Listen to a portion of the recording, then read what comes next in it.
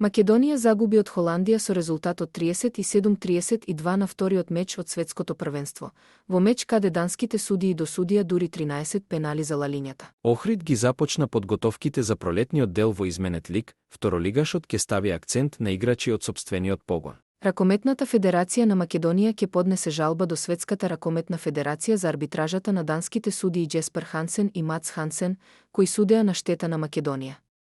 Беласици Шкенди одиграа пријателски меч во Струмица, кој заврши со триумф од 0-4 за прволигашот од Тетово. Стрелци беа Цаке, 2 гола после на Ибрими, а 1 гол и Рамадани. Српскиот интернационалец Дејан Ѓурик е ново засилување на Пелистер, доаѓа од редовите на Вардар. Есенскиот шампион во првата женска фудбалска лига Тиверие Брера ја засели својата екипа за пролетниот дел од сезоната со искусната фудбалерка од Кенија, 33-годишната Кристина Нафула. Тоа што го најави спортска мрежа во вчерашното издание на една минута спортски вести се потврди. Алдин Хравановиќ е ново засилување на Силекс. Става збор за офанзивен играч за врска кој во тимот на Кратово доаѓа од редовите на босанскиот прволигаш Слобода Тузла.